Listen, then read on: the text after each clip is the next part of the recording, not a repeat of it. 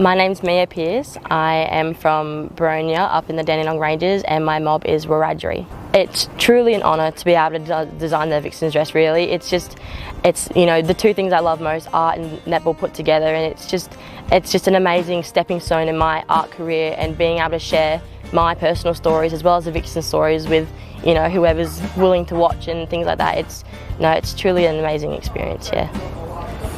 I'd say it's a bit of a more contemporary, modern type of take to Indigenous art. If I'm comparing my art to my pop's art or my family's art, it's definitely, I use a lot of brighter colours and things like that. I feel like my family would typically use more earthier tones, but I'll use brighter tones. I feel it just expresses who I am and my stories. My nan and pop, who passed away a couple of years ago, were elders of their community, and I find that they were very strong and they're a big inspiration for me in my art and my process and everything.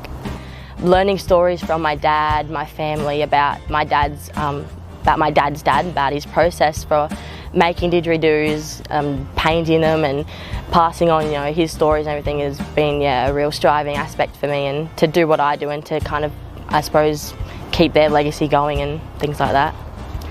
Introduced to art through, again, my grandparents and through my dad as well, but also especially through like lockdown. Got in contact with a few of my family members over here. They were doing art, my family's doing art, so I thought, why not? Why wouldn't I give it a shot? Art connects to culture and to sport through, just art itself. It's a way that not only myself, but my mob members and, you know, the community are able to express our culture and show everyone, and, you know, how our art really just isn't only just art, but it's also our culture, our stories, you know, our journeys and our visions. First bit of the process I did was having the gathering place down here. It's an empty gathering place to help resemble the past and to be able to reflect back on their successes, on their losses, and then implementing it in their season this year. Up the top here I've got the Vixens as a whole. I've got the 7 individual players around there to symbolise the 7 players that you have on the netball court.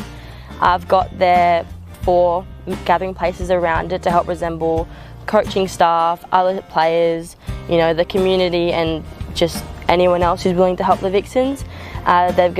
They've got the connections up to the Vixens to help resemble their strengths together, their journeys, their support and how much they provide to the team.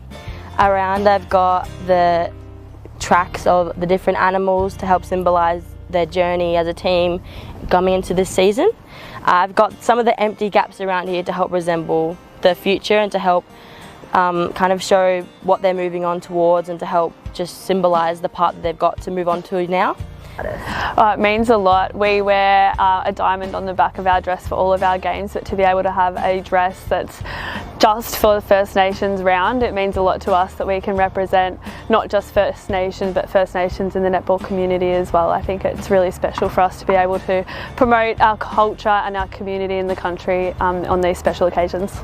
So Netball Vic have worked with Miah for a little bit now, and they've reached out to her, spoken to her about the values that we have not just at Netball Victoria but within the Vixens, and she's created this amazing artwork masterpiece that's kind of to do with Netball Victoria as well as the Vixens, and it aligns perfectly with all of our values and what we want to do as a team.